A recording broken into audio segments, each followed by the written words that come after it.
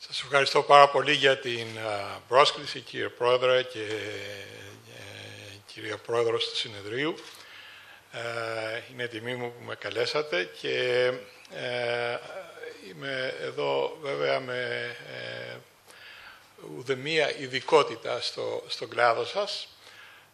Όμως προέρχομαι από ένα πανεπιστήμιο του Johns Hopkins, το οποίο είναι το κατεξοχήν Πανεπιστήμιο Ιατρικών Ερευνών και Ιατρικής και Βιοιατρικής στις Ηνωμένες Πολιτείες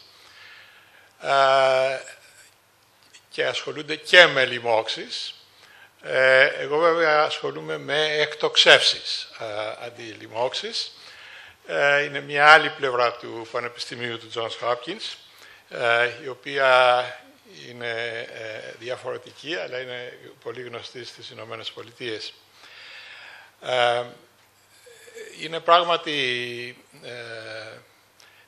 αισθάνεται κανείς ένα αίσθημα ασφάλειας στο γεγονός ότι για ανθρώπους που όπως εγώ ταξιδεύουμε συνεχώς ανάμεσα στην Ευρώπη και στην Αμερική και ειδικά στην Ελλάδα και στις Ηνωμένες Πολιτείες, ότι υπάρχει ένας οργανισμός επαγγελματιών όπως ο δικός σας, ο οποίος κοιτάει και θεραπεύει την ασφάλεια των κατοίκων της χώρας και των επισκεπτών. Και θέλω να σας ευχαριστήσω για την προσφορά σας στη χώρα και στον κόσμο. Λοιπόν, θα προσπαθήσω να σας μεταφέρω κάπως από την καθημερινότητα τη δική σας, στην καθημερινότητα τη δική μου κατά κάποιο τρόπο, αλλά η οποία είναι αρκετά διαφορετική. Και αυτή έχει σχέση με το διαστημόπλιο Voyager και την Οδύσσεια στο διάστημα, αυτών των δύο διαστημοπλοίων. Και το μεγάλο γεγονός ότι αυτά τα διαστημόπλια είναι τα πρώτα που έχουν κάνει την έξοδο της ανθρωπότητος από το ηλιακό μας σύστημα στο γαλαξία. Και θα αρχίσω με το να σας δείξω αυτή την εικόνα, η οποία είναι ενός γειτονικού γαλαξία, σαν το δικό μας όμως, έχει σπυροειδή μορφή και όλες αυτές τα φωτεινά σημεία που βλέπετε είναι βέβαια ήλιοι, σαν το δικό μας. Εμείς είμαστε κάπου εδώ, διότι είμαστε σε ένα βραχίωνα του γαλαξία μας και αυτός ο κύκλος δείχνει τι βλέπουμε όταν βγούμε τη νύχτα και κοιτάξουμε τον ουρανό. Βλέπουμε μόνο με το γυμνό μάτι ορισμένους ήλιους, οι οποίοι, όπως βλέπετε, είναι ένα ελαχιστότατο ποσοστό από αυτό που υπάρχει όχι μόνο στο δικό μας γαλαξία, αλλά και στο σύμπαν. Θέλω λοιπόν να δικαιολογήσω κατά κάποιο τρόπο τον τίτλο της ομιλίας για τα ιστορικά βήματα της ανθρωπότητας πάνω από την επιφάνεια της Γης. Και το πρώτο συνέβη το 1903 από τους αδερφούς Wright στη Βόρειο Καρολίνα. Αυτό είναι το αεροπλάνο τους το λεγόμενο, ύψος λίγα μέτρα και πτήση κάπως 20 με 30 δευτερόλεπτα. Όσοι έχετε έρθει στη Washington και έχετε επισκεφτεί το Air and Space Museum θα δείτε αυτό το αεροπλάνο. Μετά το επόμενο βήμα της ανθρωπότητας ήταν η εκτόξευση του Sputnik, του πρώτου δορυφόρου, πάνω από την ατμόσφαιρα της Γης, που έγινε στις 4 Οκτωβρίου του 1957, δηλαδή 54 περίπου χρόνια μετά την απογείωση από την επιφάνεια της Γης για λίγα μέτρα. Και τέλος, το τελευταίο, για το οποίο θα ξοδέψουμε αρκετό χρόνο, είναι η έξοδος του πρώτου διαστημόπλοιου από την ατμόσφαιρα του ήλιου, του Voyager 1, αυτή είναι η εικόνα που σας έδειξα προηγουμένως, σε τι ύψος όμως, 18,24 δισεκατομμύρια χιλιόμετρα από τη Γη. Φανταστείτε λοιπόν πόσο μακριά έχουν ταξιδέψει αυτά τα διαστημόπλοια και ειδικά το Voyager 1. Επειδή θα χρησιμοποιώ μια μονάδα που τη λέμε η αστρονομική μονάδα, όταν μετράει κανείς τέτοιες αποστάσεις είναι πιο εύκολο να χρησιμοποιεί την μονάδα της απόστασης του ήλιου από τη Γη, που είναι 150 εκατομμύρια χιλιόμετρα, και το φως του ήλιου παίρνει περίπου 8,5 λεπτά για να φτάσει από τον ήλιο στη Γη. Λοιπόν, όταν λέω μια αστρονομική μονάδα, εννοώ μια απόσταση από τη Γη στον ήλιο, και θα δείτε πού βρίσκεται τώρα το Voyager. Θα σας πούμε τώρα ότι αυτός είναι ο γαλαξίας μας, αυτή είναι μια προσομοίωση, και πλησιάζουμε από όλα αυτά τα άστρα και τα νεφελώματα προς το ηλιακό μας σύστημα. Τι θα δούμε? Θα δούμε ότι τον ήλιο μας βέβαια υπάρχουν οι πλανήτες γύρω από αυτό το σημείο και υπάρχει ένα είδος σαν κομιτοουρά η οποία θα παρατηρήσουμε. Αυτή είναι μια προσομοίωση και αυτό που προσπαθούμε να κάνουμε είναι να βγούμε από το ηλιακό μας σύστημα. Λοιπόν, βλέπετε ότι οι αποστάσεις είναι μεγάλες και εάν εστιάσουμε τώρα πιο κοντά το ηλιακό μας σύστημα, εδώ είναι ο ήλιος, οι πλανήτες εδώ γύρω, το Voyager 1 τώρα λέμε ότι έχει βγει από το ηλιακό μας σύστημα μέσα στο γαλαξία. Το Voyager 2 ακόμη βρίσκεται στα αέρια του ηλιακού συστήματος. Θα μου πείτε πώς ξέρετε το σχήμα αυτό? Είναι μια θεωρητική απεικόνηση από την μαγνητοϊδροδυναμική και θέλω να σας πω ότι το σήμα από το Voyager 1 σήμερα που βρίσκεται σε 129 αστρονομικές μονάδες. Δηλαδή, μια αστρονομική μονάδα είπαμε, απόσταση γης ηλίου 150 εκατομμύρια, ταξιδεύοντας με την ταχύτητα του φωτός από το Voyager, δηλαδή 300.000 χιλιόμετρα το δευτερόλεπτο, χρειάζεται σχεδόν 18 ώρες για να φτάσει στη Γη, για να παρατηρήσουμε και να λάβουμε τα δεδομένα. Δηλαδή και η απόσταση που είναι τώρα, σήμερα, το Voyager, είναι 19,3 δισεκατομμύρια χιλιόμετρα. Λοιπόν, περιμένουμε περίπου 18 ώρες από αυτό το σήμα να φτάσει στη Γη με την ταχύτητα του φωτός. Είπαμε το φως από τον ήλιο είναι 8,5 λεπτά. Αυτό είναι 18 ώρες. Φανταστείτε λοιπόν πού βρισκόμαστε. Τώρα τι είναι στο γαλαξία? Ο γαλαξίας κατά κάποιο τρόπο κατοικείται, αν θέλετε, από κοσμικές ακτίνες. Τι είναι οι κοσμικές ακτίνες? Οι κοσμικές ακτίνες είναι πρωτόνια και ηλεκτρόνια, τα οποία είναι από μηνάρια, από σούπερνόβε, οι οποίες είχαν εκραγεί πριν τα τελευταία 10-20 εκατομμύρια χρόνια και έχουν γεμίσει το διάστημα και μπαίνουν και μέσα στο ηλιακό μας σύστημα, και με αυτό έχω προσπαθήσει να σας δείξω ότι προέρχονται από όλες τις κατευθύνσεις. Δεν είναι μια μόνο κατεύθυνση, από όλες τις κατευθύνσεις. Λοιπόν, και τι είναι η τοπογραφία? Η τοπογραφία είναι ότι ο ήλιος εκπέμπει ένα άνεμο που λέγεται ηλιακός άνεμος, και θα σας δείξω τι είναι αυτό στην πραγματικότητα. Εάν μπορέσω και βρω το τόξο εδώ, ελπίζω να μπορέσω να το βρω. Ορίστε. Λοιπόν, εδώ είναι μια εικόνα του ήλιου που έχουμε μπλοκάρει το δίσκο του ήλιου και βλέπετε την εκπομπή από αέρια, τα οποία είναι στην πραγματικότητα ηλεκτρόνια και πρωτόνια, που φεύγουν από τον ήλιο με μια ταχύτητα περίπου 1,5 εκατομμύρια χιλιόμετρα την ώρα.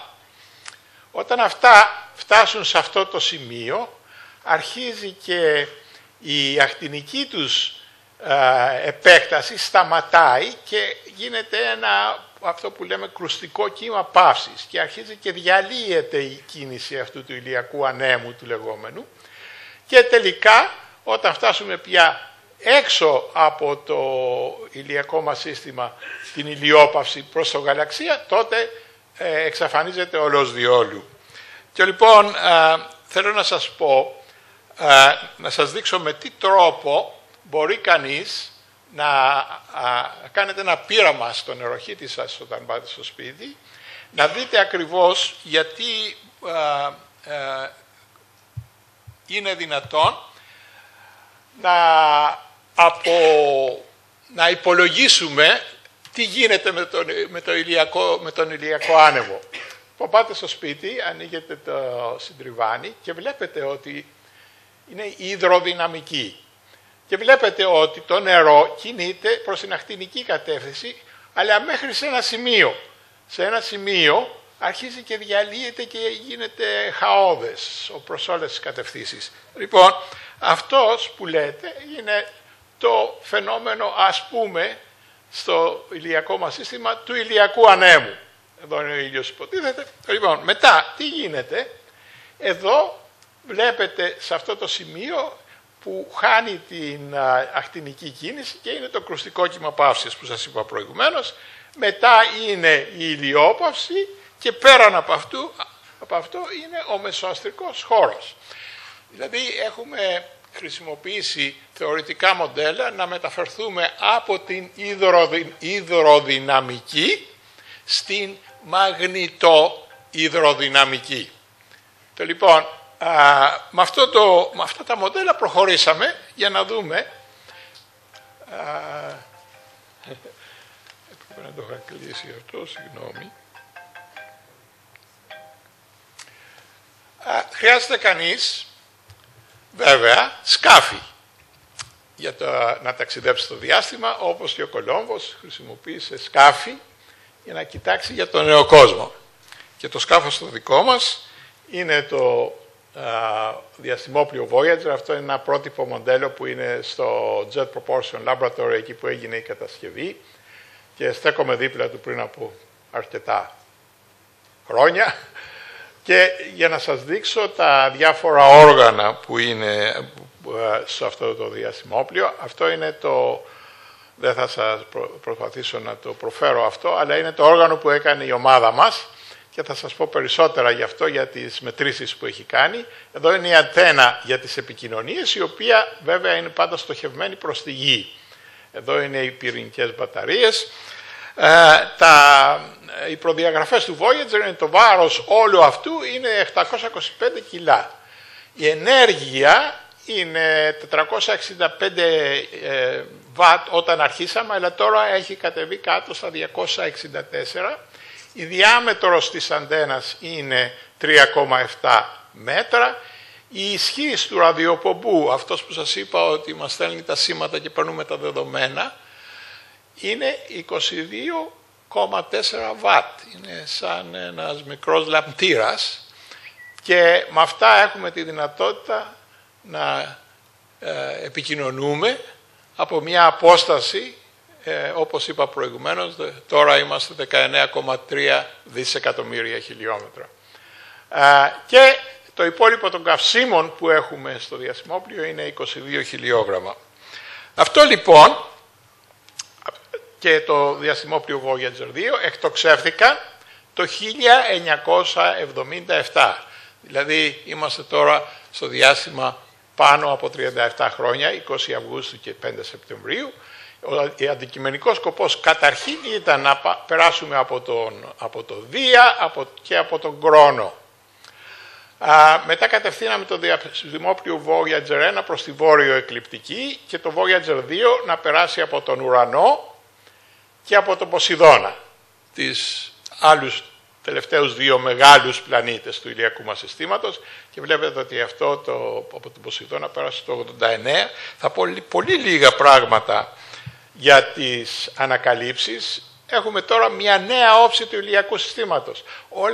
Όλες αυτές οι εικόνες που βλέπετε, Δίας, Κρόνος, Ουρανός, Ποσειδώνας, προήλθαν από το Voyager. Προηγουμένως ήταν μια κοιλίδα στον ουρανό με ένα πολύ αδιάκριτη σχήμα και αδιάκριτη εικόνα από τηλεσκόπια του εδάφους. Έγινε, και βέβαια βλέπετε εδώ και τον Άρη, τη Γη και τη Σελήνη, την Αφροδίτη και τον Ορμή. Δεν θα μιλήσουμε για τίποτα για αυτά. Θέλω να σας πω πολύ λίγα παραδείγματι για μια από τις ανακαλύψεις, μια από τις ανακαλύψεις του Voyager. Πιθανόν να έχετε ακούσει για την κόκκινη κοιλίδα. Και είναι τόσο τεράστια αυτή η κοιλίδα που η διάμετρος της είναι 3 φορές της διαμέτρου της Γης. Την είδε για πρώτη φορά ο Γκαλιλέη με το πρώτο τηλεσκόπιο που έκανε και είδε για πρώτη φορά και τους δορυφόρους του Δία, η Ιώ, η Ευρώπη, ο Γανιμίδης και η Καλιστό. Και όπως βλέπετε έχουν διαφορετικά χαρακτηριστικά. Αυτά είναι εικόνες από το Voyager. Θα μου πείτε γιατί έχουν αυτά τα περίεργα χρώματα. Να σας δείξω 2 μόνο. Η Ιώ, αυτό το φεγγάρι, έχει τεράστια ηφαίστεια. Ήταν η πρώτη φορά που συνειδητοποιήθηκε ότι τα ηφαίστεια δεν είναι μόνο ένα γεωλογικό φαινόμενο στη Γη, υπάρχουν και σε άλλα μέρη του ηλιακού μας συστήματος. Εδώ είναι η εικόνα της ανακάλυψης και όπως βλέπετε ένα από αυτά τα ηφαίστεια, στην περίπτωση αυτή το Πελέ, το ύψος φτάνει μέχρι τα 300 χιλιόμετρα. Στη Γη βέβαια έχουμε μια ατμόσφαιρα η οποία το περιορίζει στα 10 χιλιόμετρα περίπου. Και όταν πέφτει πάλι το υλικό στην επιφάνεια, είναι το περιοχή της πτώσης είναι το μέγεθος της Γαλλίας. Δηλαδή τεράστιες ποσότητες, είναι 10 φορές πιο δυνατό από οποιοδήποτε από το μεγαλύτερο ηφαίστειο στη Γη. Αυτό που βλέπετε εδώ κάτω στην εικόνα είναι καυτή λάβα από το Wasserkratena λέγεται αυτό και η καυτή λάβα έχει μια θερμοκρασία 1100 βαθμών Κελσίου και είναι ρευστό θείο. Ένα από αυτά. Το επόμενο φεγγάρι που λέγεται Ευρώπη έχει άλλα χαρακτηριστικά, όλος διόλου διαφορετικά. Έχει ένα φλοιό, αυτές είναι εικόνες από το Voyager, αυτή είναι μια εικόνα από τον Γαλιλαίο, έχει ένα φλοιό από πάγο νερού. Αλλά βλέπετε όλες αυτές τις ρογμές που δείχνει ότι υπάρχει δραστηριότητα από το υπέδαφος και απεδείχθη ότι το υπέδαφος κάτω από αυτό το φλοιό, τον πάγο, υπάρχει ένας ωκεανός. Και πότε γίνονται ρογμές στο πάγο και το νερό φτάνει στην επιφάνεια και παγώνει κατευθείαν. Και έχουν αυτά τα διαφορετικά χρώματα, διότι οι ουσίες στον ωκεανό είναι διαφορετικές. Και το εξηγούσα αυτό μια μέρα στη συνάδελφό μου, τη Γκική Δημουλά, την ακαδημαϊκό που είναι ποιήτρια όπως ξέρετε, και εμπνεύστηκε και στο τελευταίο της βιβλίο έγραψε ένα ποίημα υπό το τίτλο «Ανάγωγη για τη γνώση» και η τελευταία στίχη είναι «Και καθώς και τώρα, με συγχωρείτε δεν μπορώ να το διαβάσω καλά, νέος άθλος σου σε ένα από τα 10 φεγγάρια του Δία, Ευρώπη θαρώ», το όνομά του, σαν να διέκρινε κάτω από το φλοιό του να παφλάζει άκουσον ωκεανός. Ωκεανός! Κι άλλος βυθός μας ωραίγεται. Αν πάρετε το τελευταίο της βιβλίο, Δημόσιος Καιρός λέγεται. Λοιπόν, αυτά είναι πράγματι πολύ περίεργα φαινόμενα και η ανακάλυψη και η εξερεύνηση του διαστήματος έχει πολλά πράγματα. Τώρα πάμε τη συνέχεια, την προσπάθεια να βγούμε από το ηλιακό σύστημα. Αυτή είναι μια προσομοίωση που δείχνει το Voyager που περνάει από τις τροχές των πλανητών και φτάνει στην εικόνα που σας έδειξα προηγουμένως, στο κρουστικό κύμα παύσης και στην ηλιόπαυση. Το όργανο της ομάδας μας που είναι στο βραχίωνα του Voyager 1 και λέγεται LECP, ήθελα να σας το δείξω γιατί ένα ιδιαίτερο χαρακτηριστικό που ήταν βασικό στις ανακαλύψεις που θα σας περιγράψω. Αυτοί οι σένσορες βρίσκονται, τους έχουμε βάλει πάνω από ένα μοτοράκι το οποίο περιστρέφεται κατά 360 βαθμούς μοίρες για να μπορούμε να βλέπουμε στις διαφορετικές κατευθύνσεις. Και δεν ξέρω αν μπορείτε να ακούσετε τον ήχο που κάνει. Αυτό είναι μια συνέντευξη που είχα κάνει τότε που περάσαμε από το Ποσειδώνα. Αλλά ακούτε τι θόρυβο κάνει αυτό το μηχανάκι κάθε φορά που γυρίζει.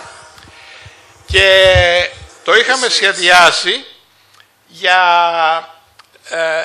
500.000 κινήσεις που θα μας έφερνε από τη Γη μέχρι τον Κρόνο σε 4 χρόνια.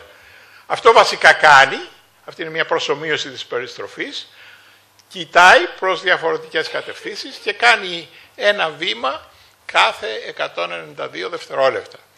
Σας είπα ότι το σχεδιάσαμε για 500.000 βήματα. Στην πραγματικότητα αυτό που συνέβη είναι ότι είμαστε τώρα 6,5 εκατομμύρια βήματα και συνεχίζει να λειτουργεί. Και θυμάμαι τις συζητήσεις που είχαμε με τους μηχανικούς μου, οι οποίοι μου έλεγαν ότι είμαι παράλογος και ότι σε 6 μήνες θα κολλήσουμε και δεν θα πάμε πουθενά. Τέλος πάντων, αυτό. Τι βρήκαμε όμως? Ανακαλύψαμε μια περιοχή στην οποία ο ηλιακός άνεμος σταματάει όλος διόλου να επεκτείνεται και υποτίθεται ότι εκεί έπρεπε να βγούμε στο γαλαξία. Λοιπόν, αλλά στην πραγματικότητα αυτό δεν συνέβη. Το ονομάσαμε περιοχή στασιμότητος του ηλιακού συστήματος και χρησιμοποιήσαμε αυτά τα δεδομένα να υπολογίσουμε, να κάνουμε μια πρόβλεψη πότε θα βγει το διαστημόπλιο από τον ηλιακό άνεμο και θα μπει στο γαλαξία. Και υπολογίσαμε ότι θα είναι σε 121 αστρονομικές μονάδες, δηλαδή στα 18 δισεκατομμύρια χιλιόμετρα και περίπου τον Ιούλιο του 2012, αν το θυμόσαστε αυτό. Το άλλο είναι ότι επειδή κανένα θεωρητικό μοντέλο δεν πρόβλεψε αυτή την περιοχή στασιμότητος, μετά οι θεωρητικοί υπέθεσαν ότι ο ηλιακός άνεμος δεν σταμάτησε, αλλά στην πραγματικότητα πηγαίνει προς τη βόρειο εκλιπτική, όπως δείχνει αυτό το τόξο. Λοιπόν, το όργανο το δικό μας δυστυχώς μπορούσε και κοιτούσε στο επίπεδο της εκλιπτικής 360 βαθμούς, αλλά δεν κοιτούσε βορείος-νοτίος και δεν μπορούσαμε να κάνουμε αυτή τη μέτρηση. Και προτείναμε στους μηχανικούς να στρίψουμε το διαστημόπλιο για 90 περίπου μοίρες, ώστε να μπορούμε να κάνουμε τις μετρήσεις βορείος-νοτίος, να δούμε αν πράγματι αυτός ο ηλιακός άνεμος και οι προβλέψεις ότι πηγαίνει προς τη βόρεια εκλιπτική αληθεύει ή όχι. Σκεφτείτε τώρα, συζητάμε για ένα διαστημόπλιο που ήταν στο διάστημα 34 χρόνια τότε και του προτείναμε να του στείλουμε εντολές και να αλλάξουμε τον τρόπο με τον οποίο στοχεύει την κατεύθυνση προς τη Γη και αλλάξαμε και τον τρόπο με τον οποίο λειτουργούσε το πείραμά μας.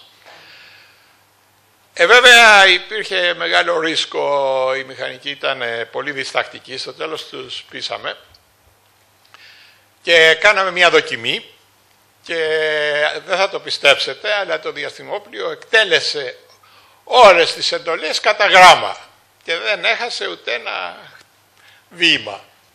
Και έκτοτε κάθε μήνα περίπου αλλάζουμε την κατεύθυνση του διαστημοπλίου, κάνουμε αυτές τις μετρήσεις, κυρίως για να δούμε εάν ο ηλιακός άνεμος πήγε βορείος-νοτίος.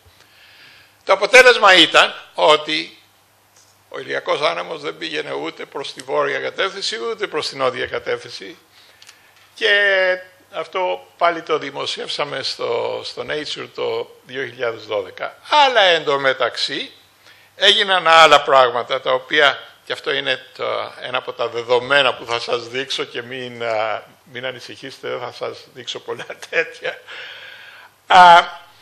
Αυτό δείχνει χρόνο εδώ πέρα και αυτή η καμπύλη δείχνει την ένταση των κοσμικών ακτίνων. Σας είπα, οι κοσμικές ακτίνες είναι έξω από το ηλιακό μας σύστημα, είναι στο γαλαξία. Και περιμέναμε ότι όταν βγούμε από το ηλιακό μας σύστημα θα αυξηθούν οι κοσμικές ακτίνες.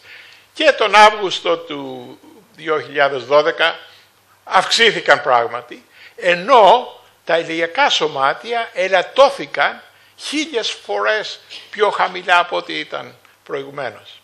Λοιπόν, και αυτό έγινε στις 25 Αυγούστου του 2012, σε αυτή την απόσταση, και όπως είχα πει, είχαμε κάνει αυτή την πρόβλεψη ότι θα γινόταν τον Ιούλιο και δεν το πετύχαμε για ένα μήνα. Λοιπόν, τώρα η απόσταση ήταν 18,24 δισεκατομμύρια χιλιόμετρα. Να κάνουμε τώρα μια σύνοψη το τι είδαμε. Σας είπα, έφυγε το Voyager, αυτά τα ροζ, οι κουκκίδες δείχνουν τον ηλιακό άνεμο και ηλιακό υλικό. Και μετά περάσαμε από το κρουστικό κύμα παύσης και βλέπετε αυτά τα μπλε σωμάτια, τα οποία είναι κοσμικές ακτίνες, αυτές που έρχονται απ' έξω από το γαλαξία. Και αυτό ήταν μια ανάμειξη από τι βλέπαμε με το Voyager μέχρι τις 25 Αυγούστου, αυτό που πέρασε τώρα, και εξαφανιστήκανε όλο το υλικό από τον ήλιο, εξαφανίστηκε και το μόνο που έχει μείνει ήταν οι κοσμικές ακτίνες. Τι σημαίνει αυτό βέβαια? Το ερώτημα ήταν, βγήκαμε πράγματι έξω από το ηλιακό μας σύστημα? Και ο λόγος που ήταν ερώτημα είναι διότι το μαγνητικό πεδίο του ηλιακού ανέμου είναι μια αρχιμηδιακή σπήρα και αυτή ήταν η κατεύθυνση του, ενώ το μαγνητικό πεδίο στο γαλαξία υποτίθεται, αυτό είναι θεωρία, θα είναι αυτή η κατεύθυνση. Τι μετρήσαμε όμως? Αυτό που μετρήσαμε είναι ότι στην πραγματικότητα το μαγνητικό πεδίο ήταν προς αυτή την κατεύθυνση. Επομένως δεν συμφωνούσε με την ιδέα ότι πράγματι βγήκαμε στο γαλαξία. Και αυτό δεν είναι το μόνο. Το μοτοράκι μας απέδειξε ότι οι κοσμικές ακτίνες, οι οποίες έπρεπε να είχαν φτάσει σε αυτό το επίπεδο και να είναι η ίδια ένταση από όλες τις κατευθύνσεις, στην πραγματικότητα υπήρχαν δύο κατευθύνσεις οι οποίες ήταν ευθυγραμμισμένες με το μαγνητικό πεδίο και ήταν χαμηλότερης έντασης. Και αυτό υποτίθεται ότι ήταν απαράδεκτο.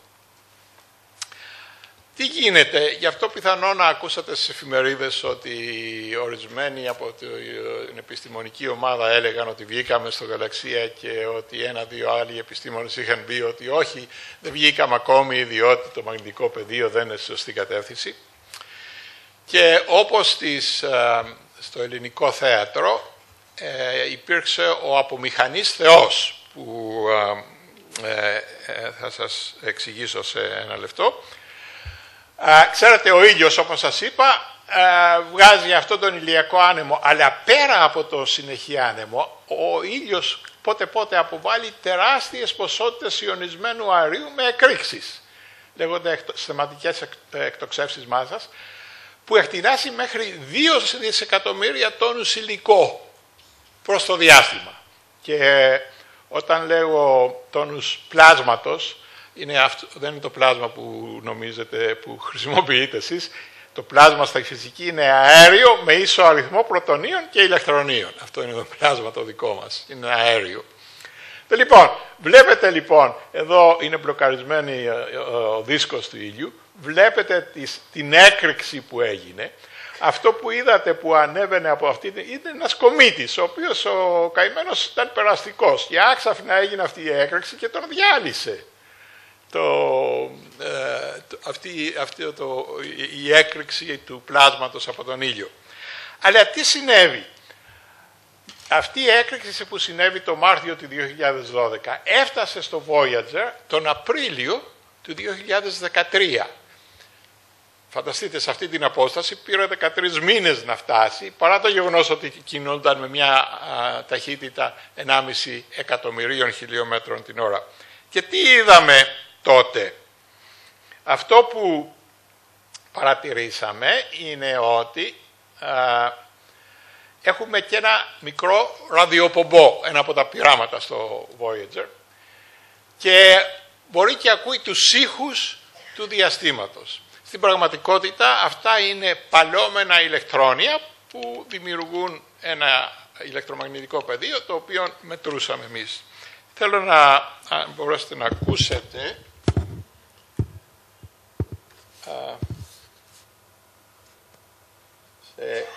θα καταφέρω να αρχίσω το αυτό.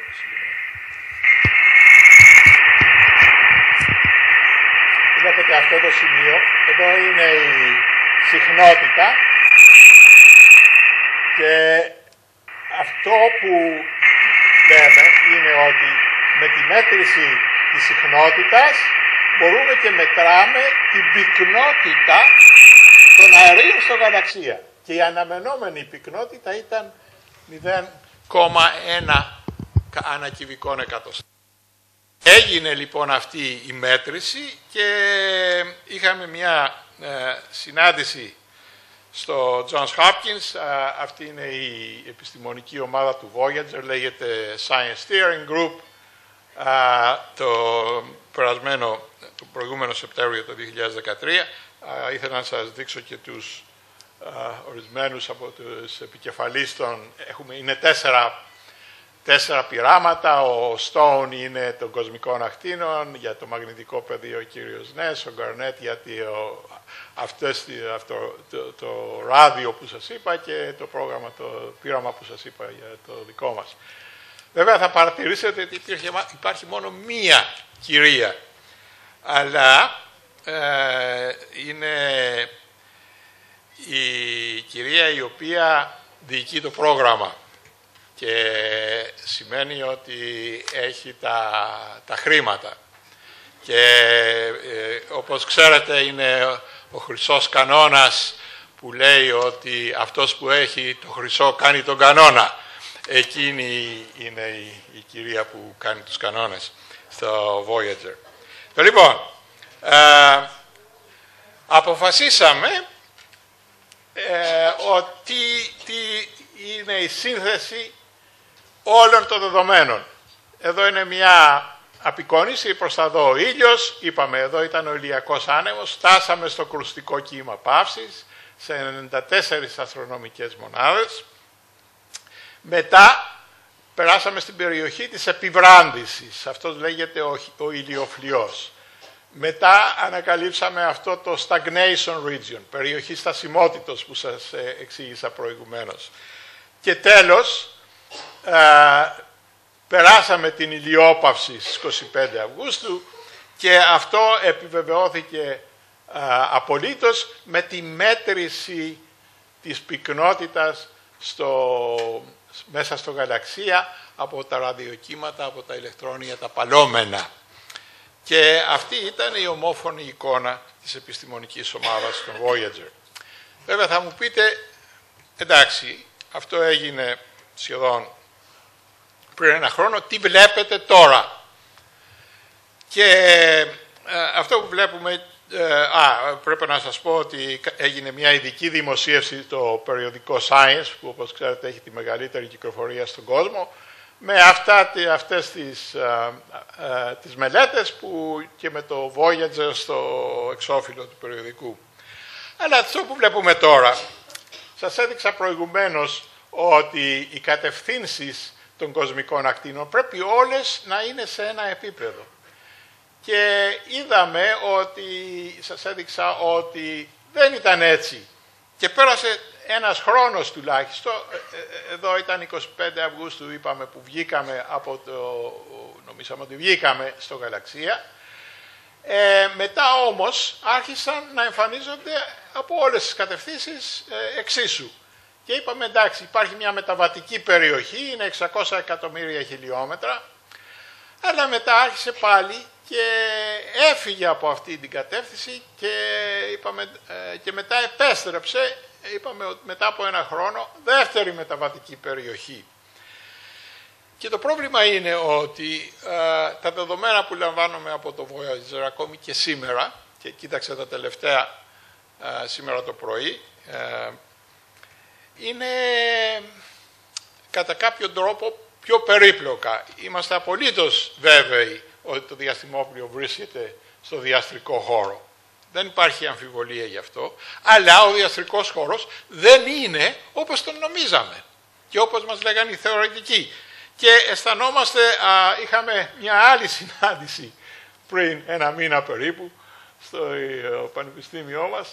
Εδώ είναι γύρω από, αυτό είναι το πείραμα, η ρεζέρβα που λέμε και με την επιστημονική ομάδα, για να ξανακοιτάξουμε πάλι τα τελευταία δεδομένα και να δούμε πού βρισκόμαστε, και βγάλαμε αυτά τα συμπεράσματα τα οποία θα ανακοινωθούν τώρα στο Σαν Φραντζίσκο το Δεκέμβριο, σε ένα μήνα περίπου.